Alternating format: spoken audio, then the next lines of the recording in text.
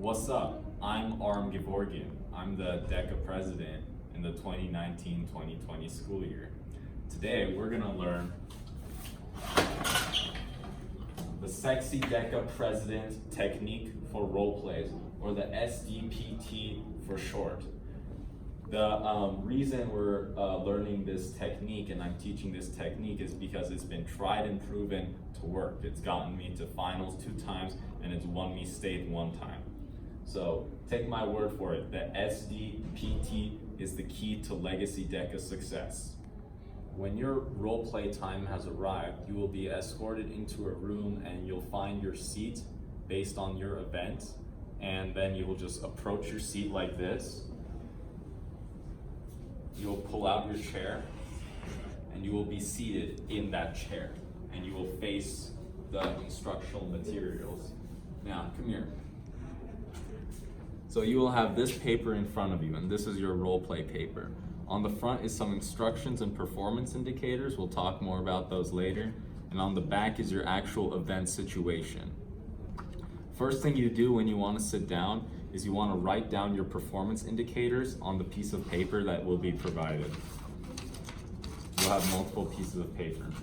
So now I'm going to write down my performance indicators. All right, so the first thing you're going to do is you're going to come in, and when you sit down is you're going to write your performance indicators. The performance indicators are on the bottom of the role play.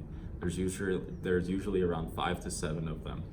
Now the reason you write them down is because that's actually what you get graded on during your presentation. So it's good to have them written down so you can actually then address them.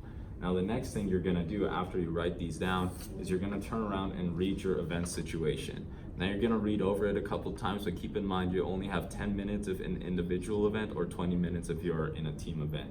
So time is it's really constrained.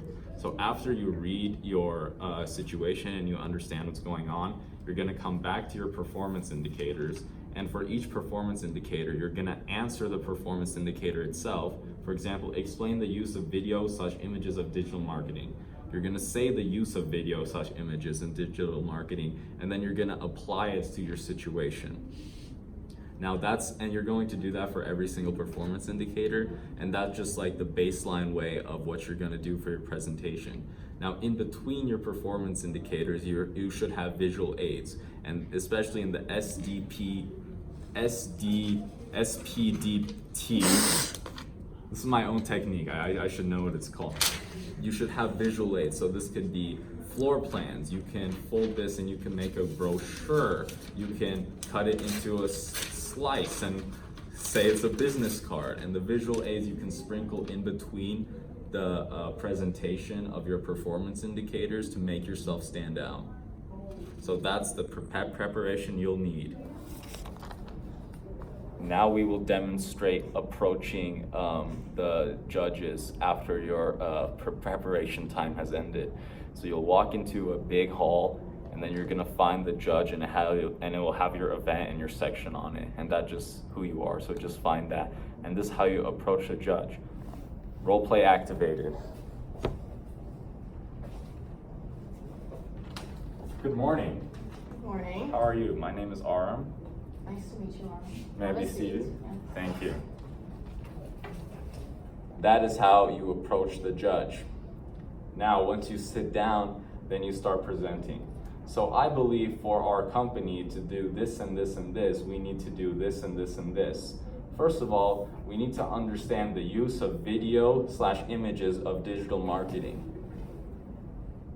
So you subtly put in, but you actually address when you're talking about each performance indicator, so they know you're talking about that performance indicator so they can score you on that later. Now in between it, you can say, so this is a proposed floor plan I have for our store. And for the digital marketing, we can have a section right there where we'll focus on digital marketing. So at the end of your role play, once you go through all of your performance indicators, don't forget to ask, do you have any questions for me? I do not. Usually they will have questions for you, because usually the judge will not be a degenerate like the lovely Lizzie.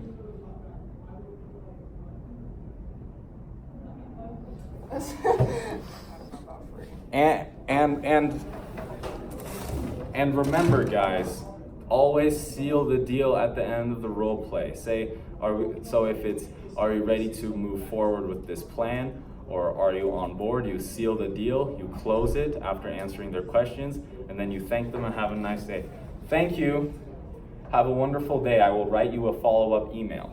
So you write that. So you say that at the end to just like make it seem more role play-esque.